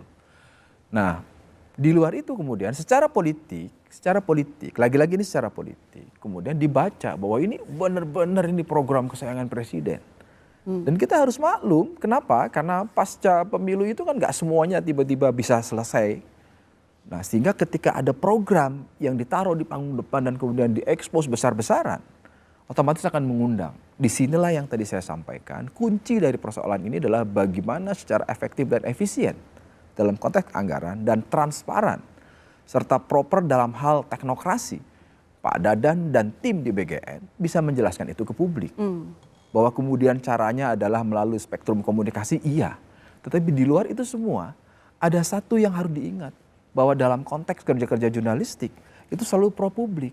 Sehingga ketika ada satu orang tua yang menangis karena anaknya dibawa ke rumah sakit, itu kita berikan tempat bukan untuk membuat sensasi, bukan untuk memberikan panggung-panggung victim dan sebagainya, tapi justru untuk mengingatkan bahwa ada ekses ketika pelaksanaan dan jumlah SPPG yang begitu banyak itu terhadap masyarakat. Karena itu kerja-kerja jurnalistik pasti akan ke sana. Tetapi Pak Dadan harus diingat juga bahwa sekritis-kritisnya memberikan hal yang transparan kerja-kerja media tetap harus menjadi bagian dari solusi yang tadi disampaikan oleh Mas Ra itu tadi. Dalam konteks solusi, kami sepakat bahwa dalam hal pemenuhan gizi, dalam hal perbaikan SDM ke depan, itu memang harus ada program yang khusus. Kami sepakat. Tetapi dalam hal pelaksanaannya, yang itu yang kita sebut harus dibuka. Siapa sih sebetulnya pengelola SPPG? Diberikan kepada siapa sih bentuknya? Bagaimana sih pola rantai pasoknya? Siapa sih yang boleh menyuplai? Nah, yang kedua, apakah varian makanan dan keamanan gizi sudah terpenuhi? Ini kan menjadi ruang, apalagi hari ini struktur komunikasinya kan membuat orang bisa terbuka. Nah, karena itu tidak ada jalan lain selain memang mengedepankan satu, tadi Pak Dadan sudah menyampaikan, oke, kami sudah akan merespon. Kedua, menyampaikan ke publik atas apa yang sudah terjadi di 2025 dan kemudian didesain 2026. Bahwa kami, satu tadi Pak Dadan sudah menyampaikan, sudah ada standarisasi kokinya, juru masaknya harus profesional, airnya harus khusus dan sebagainya.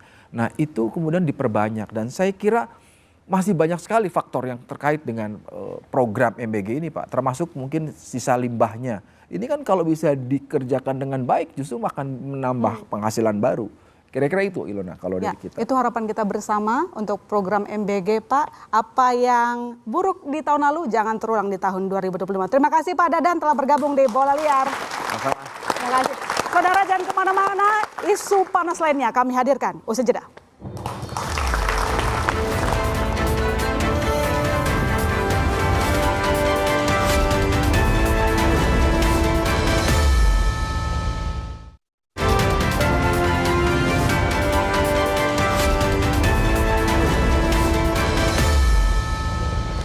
Kembali menyaksikan Bola Liar. Mas Yogi, Mas Ra, Mas Amri, tadi kita ada kedatangan dua newsmaker ya Mas Amir. Dan ada Pak Dadan, ada Mas Roy Suryo. Nah sekarang kita undang satu lagi narasumber spesial kita.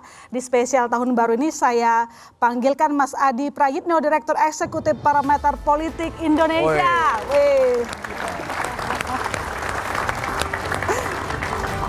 Salam. Apa kabar? Selamat malam. Salam dulu Mas Ra. Silakan. Silakan Mas Adi. Jadi aman ini aman teman saya. Aman ya.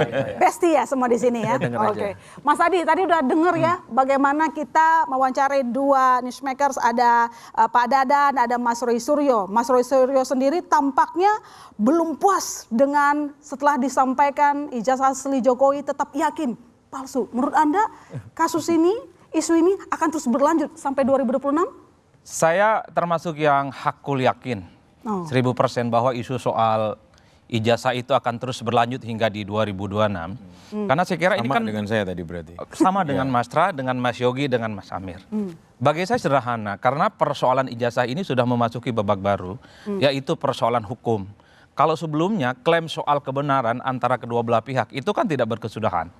Jadi argumen-argumen politik yang dibangun oleh Roy Suryo dan kawan-kawan ataupun yang dibangun oleh pendukung Pak Jokowi dan kawan-kawannya itu tentu tidak akan berujung dan itu telah melahirkan satu tawuran opini politik yang tidak berkesudahan.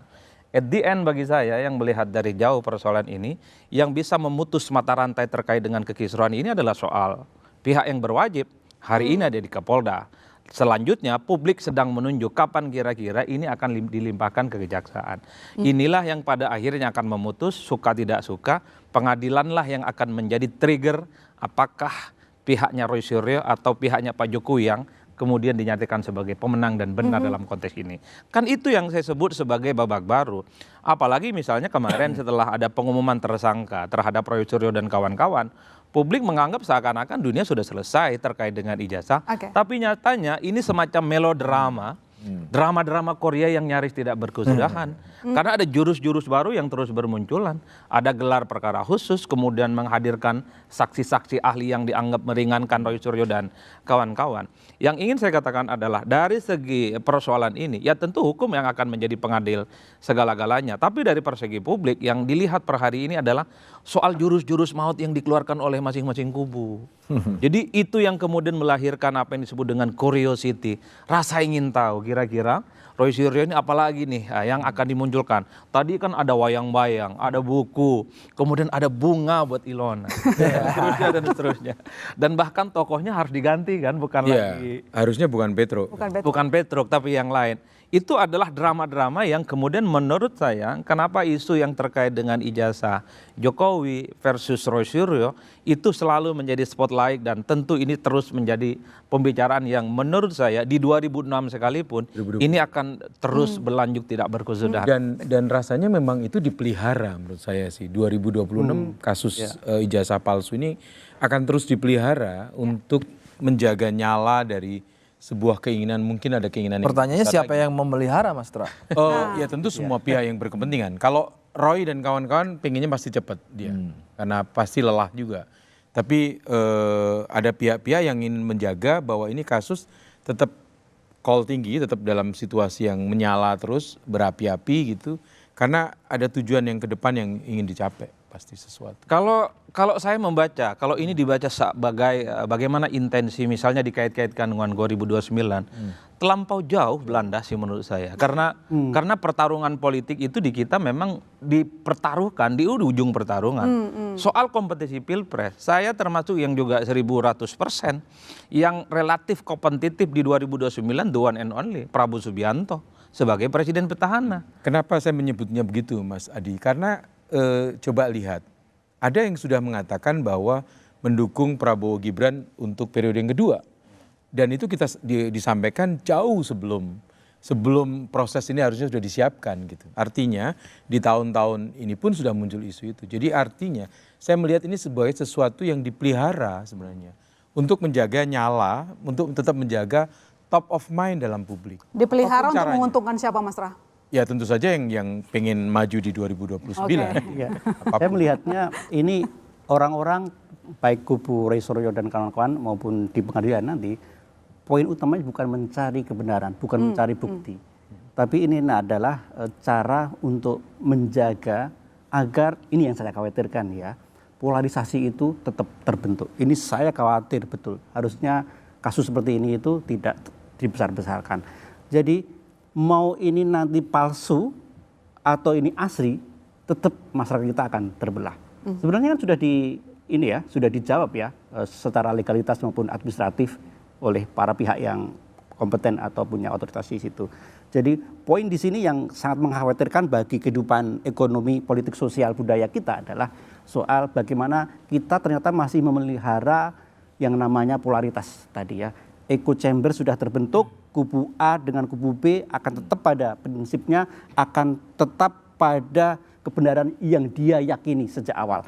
Yang pro misalnya ijazah itu palsu, sampai itu nanti pengadilan bunyi entah itu keputusannya asli atau palsu, dia akan tetap menganggap ini adalah palsu. Dan echo chamber akan terus berdengung di kepala orang-orang yang masuk dalam grup tersebut atau circle dia, ditambah dengan kekuatan algoritma media sosial yang menjadi filter bubble.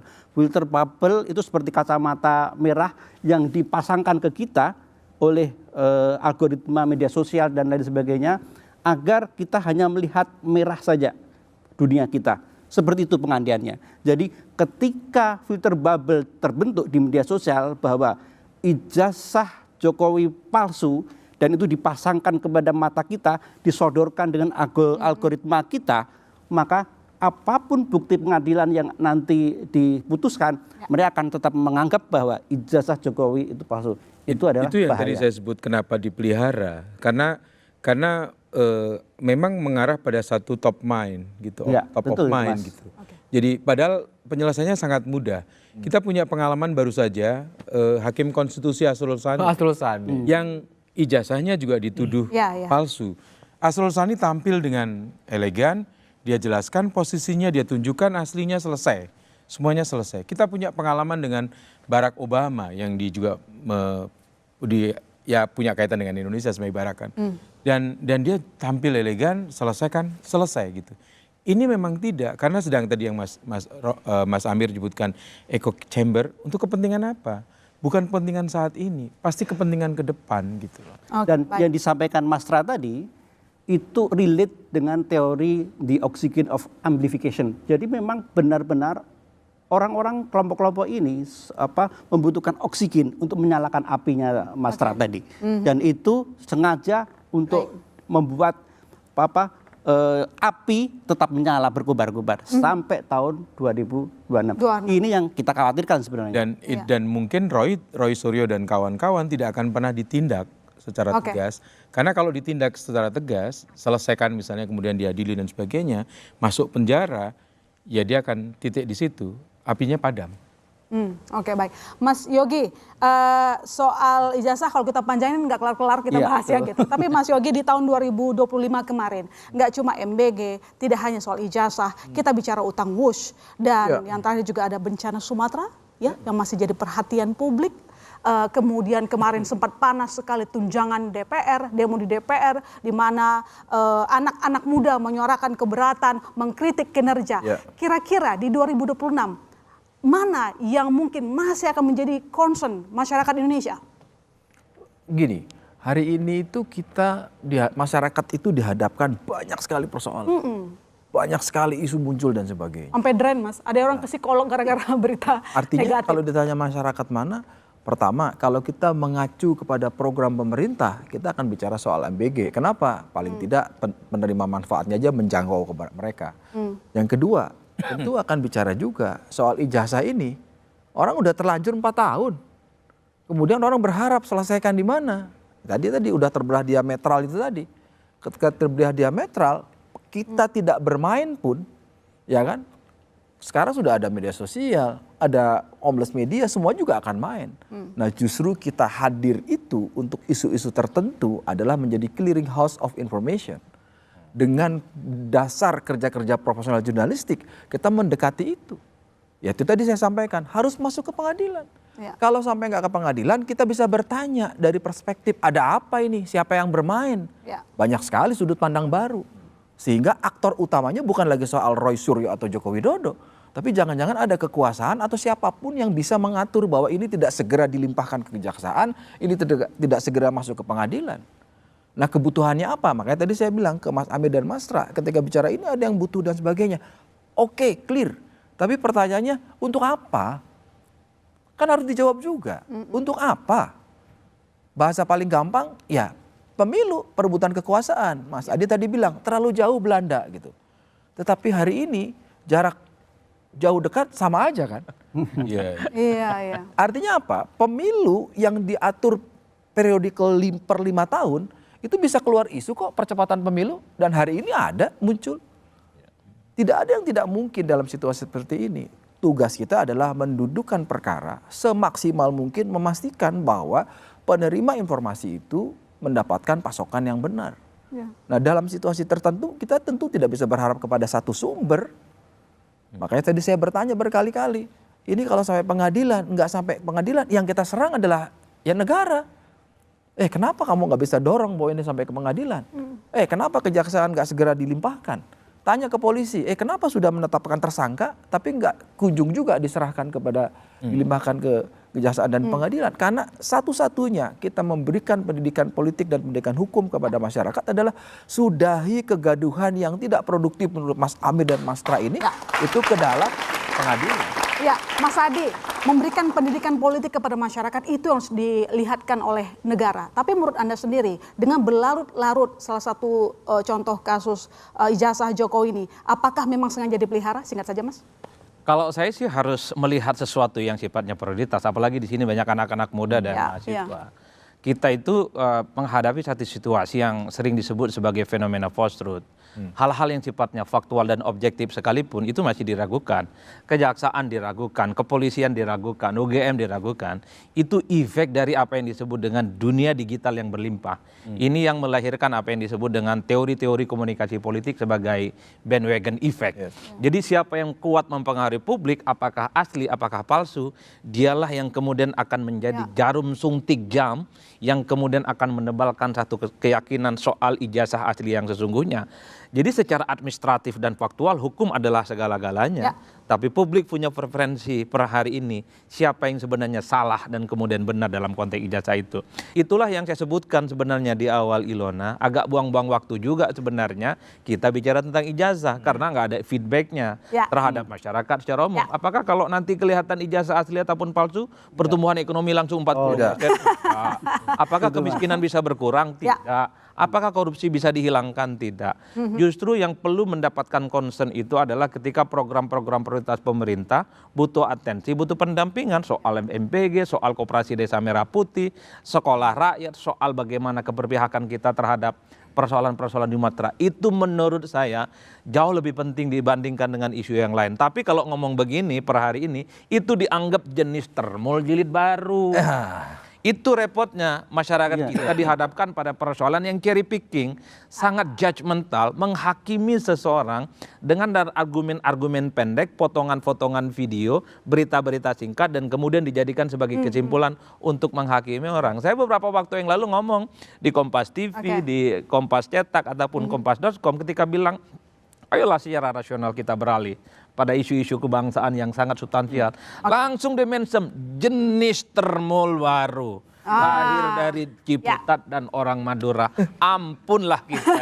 Baik, kita berharap yang terbaik untuk Indonesia di tahun baru 2026. Yang nggak penting tolong singkirkan. Mari fokus ke hal yang paling penting untuk kepentingan Republik Indonesia. Yang penting tadi, Ilona, yang pertama adalah kita berharap betul MBG berjalan dengan baik. Keracunan bisa ditiadakan sehingga bisa menciptakan generasi baru yang lebih baik.